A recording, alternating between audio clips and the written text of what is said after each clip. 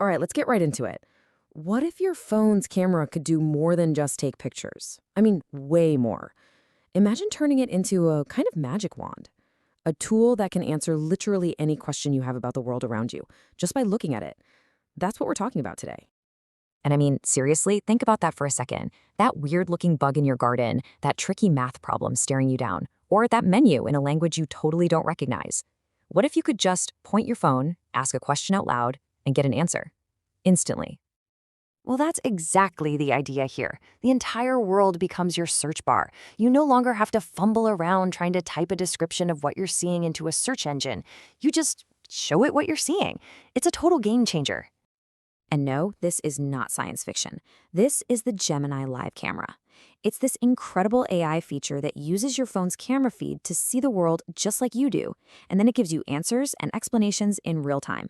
It's basically like having a super smart expert on everything right there in your pocket. So you're probably wondering, how do I get this up and running? And you'd be surprised at just how easy it is. Seriously, there's no complex setup or anything. You can go from not having it to using it in like under a minute. Let's break it down. First off, there are just 3 little things you need.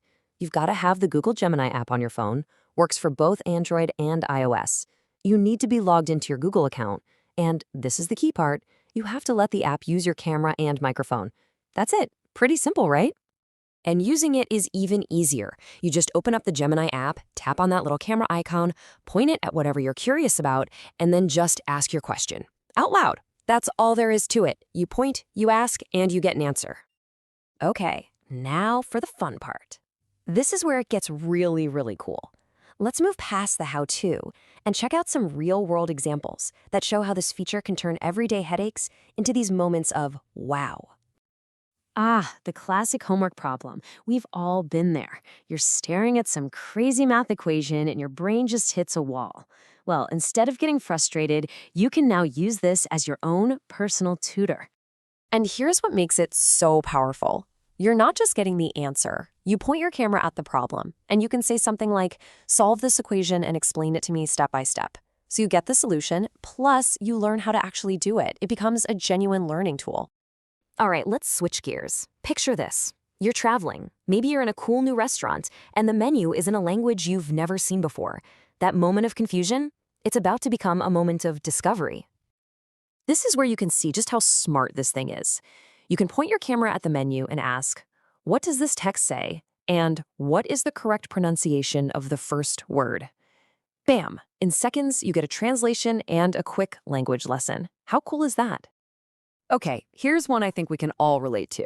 You're trying to set up a new gadget, a TV, a router, whatever, and you're faced with that tangled mess of cables and ports on the back.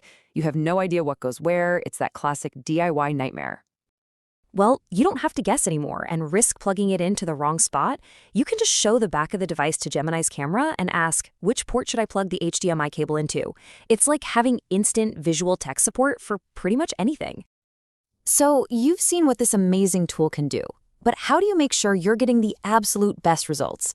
Let's go over a few pro tips that will help you totally master this thing and make that AI lens even more accurate and powerful. It really boils down to 3 simple things. First, make sure whatever you're looking at is well lit. The AI needs to see it clearly, just like you do.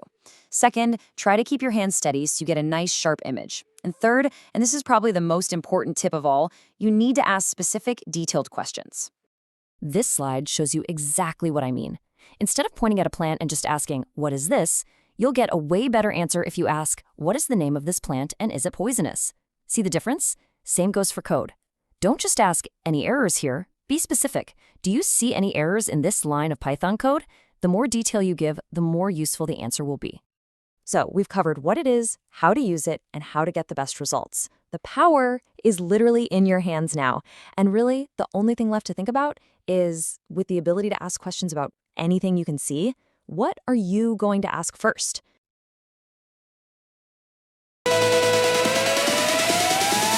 Infotech, I 460.